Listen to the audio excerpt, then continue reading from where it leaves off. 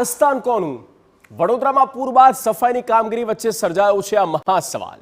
આ સવાલ સર્જાવા પાછળનું કારણ છે એક મહાકારસ્તાન.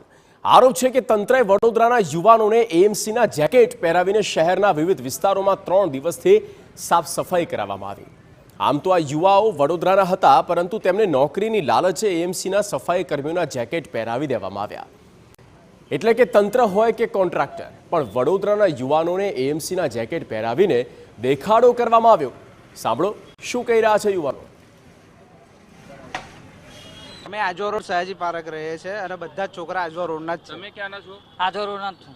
તમે આજવા રોડના. આજવા રોડ. તો પછી એએમસી ના જેકેટ કેમ પહેર્યા તમે લોકો? એટલે અમને એમને એવું કીધું તો તમે એએમસી ના જેકેટ પહેરલો, એટલે એના વડોદરાનું બધું અમને એમને કીધું. અને ત્યાં ગાડી કામ કરવા ગયા તો અમને એવું કીધું તમારા વડોદરાનું કહેવાનું નહીં, અમદાવાદથી આવ્યા છે તમારે એવું જ કહેવાનું. તમે કોઈ પણ પૂછવા આવો, અમે કીધું તો ના ભાઈ અમે અમદાવાદના છે નહીં તો અમે બોલે શું કામ. અમે એનું કીધું બધું, પણ અમને મોં દવામાં આવ્યા તો ભાઈ કોઈને કશું બોલવાનું નહીં. 3-4 દિવસનું કીધું તો 500 રૂપિયા આપવાનું કીધું. 3-4 દિવસના 500 કે એક દિવસના 3 દિવસના એક દિવસના 500 રૂપિયા રોજના. તો આરોપ એ પણ લાગ્યો છે કે દરેક વ્યક્તિ દીઠ 500 રૂપિયાની લાલચ આપવામાં આવી. જોકે જ્યારે ચૂકવણી કરવામાં આવી તો માત્ર 300 રૂપિયા આપીને સંતોષ માનવામાં આવ્યો. ત્યારે સવાલ એ પણ થઈ રહ્યો છે કે આ એએમસીના જેકેટ પહેરાવવા પાછળનું કારણ શું? કેમ યુવાઓ સાથે આવું કરવામાં આવ્યું? આ મહાકારસ્તાન પાછળ કોનો છે હાથ? અજાણ્યો તો નામ નહીં ખબર અમારા, અને ભાઈ હોય ગતા રહ્યા છે કઈ જગ્યાએ. તમને ખબર છે? ના સાહેબ. તમને ખબર છે? ના ના. તમને કેટલા દિવસનું કહીને લાવવામાં આવ્યા હતા? અમને 4-5 દિવસનું કહીને લાવેલા 500 રૂપિયા રોજ એક દિવસનો. શું કીધું હતું?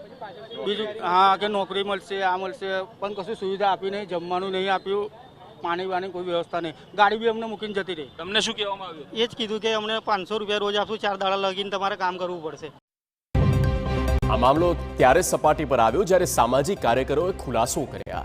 સામાજિક કાર્યકર સ્વેજલ વ્યાસનો દાવો છે કે દરેક યુવકને દૈનિક રૂપિયા 3000 સાથે એએમસીમાં નોકરીની લાલચ આપવામાં આવી હતી. સામાજિક કાર્યકરે આરોપ લગાવ્યો કે રૂપિયા ચૂકવણીમાં 1 કરોડ રૂપિયાના કૌભાંડને અંજામ આપવામાં આવ્યો છે.